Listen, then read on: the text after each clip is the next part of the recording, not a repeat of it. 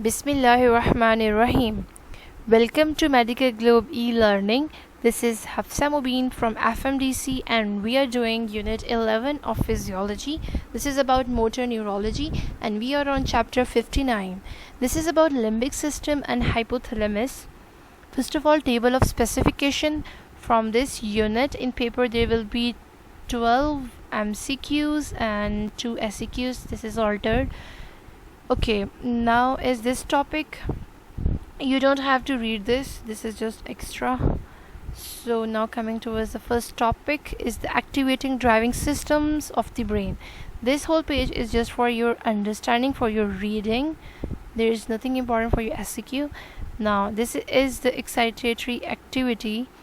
Next is the neurohormonal control of the brain activity. This is very important SEQ. So you have to do this. The role of norepinephrine, dopamine system and serotonin system. These three systems are discussed in detail in further pages. So coming towards these diagrams, these are three different diagrams about neurohormonal systems. Number one is norepinephrine system, second one is dopamine system, and third one is serotonin system. You have to do these three systems of the neurohormonal control. Here these are written in detail. You have to do this topic for your SEQ. Next is another SEQ, which is figure 59.7, multiple centers in the brain stem. You have to draw this diagram and it is also important for your MCQs. So do this diagram must. Next is this anatomy of the limbic system. This is not very important figure. You can neglect this. Limbic system, the functional anatomy of limbic system, the key position of hypothalamus. This is very important for your SEQ, and there are also important points for your MCQs. Next is the limbic system. This diagram is important. You have to understand the location of hypothalamus and all important structures in the limbic system. This is important for your MCQs. I have highlighted all the structures so you can be benefited. Next is the hypothalamus, the major control headquarters. This is very important as a SEQ, and this weight is also a MCQ point. Next is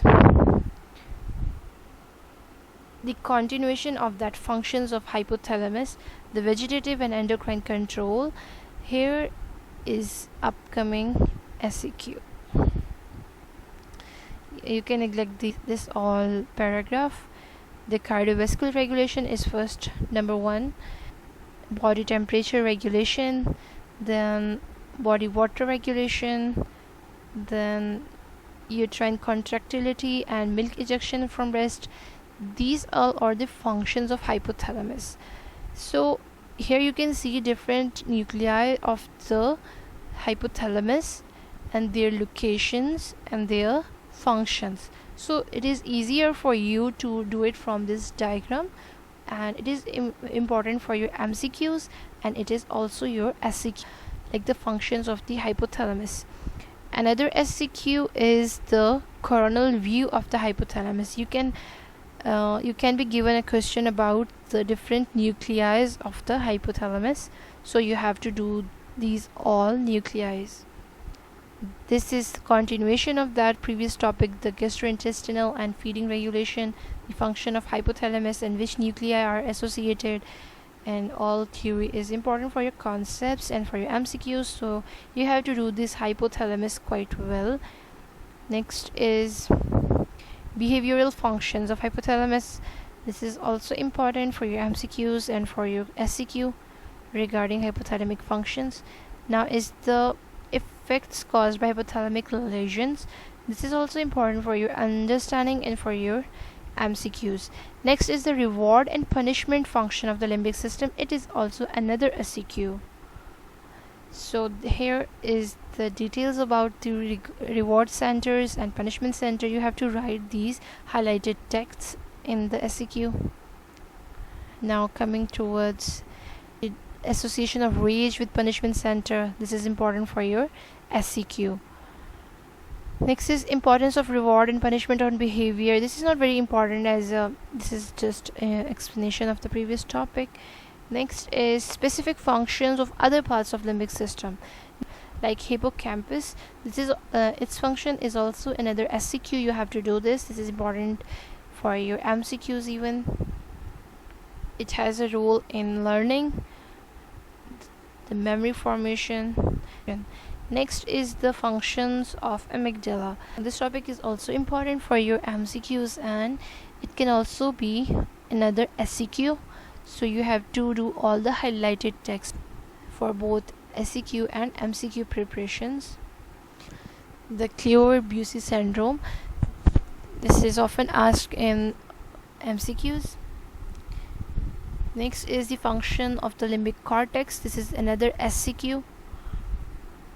So you have to do all the highlighted text. That's all about this chapter. For more details and for more practice, do consult Medical Globe MCQ Crack series. Stay tuned for more videos. Thank you. Medical Globe introduces its series of successful publications, MBBS Cracks, the benchmark of all, containing all the chapter-wise questions of prime importance, all annual and subtly solved university questions, questions to ace your vivas, chapter polls, and of course, we have incorporated all the labeled and histologic and anatomic models in high resolution for your distinction level OSCE preparations. Medical Globe has also launched a gem in the medical world to master every concept for your multiple choice questions, the MCQ cracks encompassing UHS, NAMS, and many others, revealing the UHS MCQ rank, your practice MCQs, and topic-wise MCQs. Get your MCQ and MBBS cracks at your doorstep by placing your order at 0335 66 33007.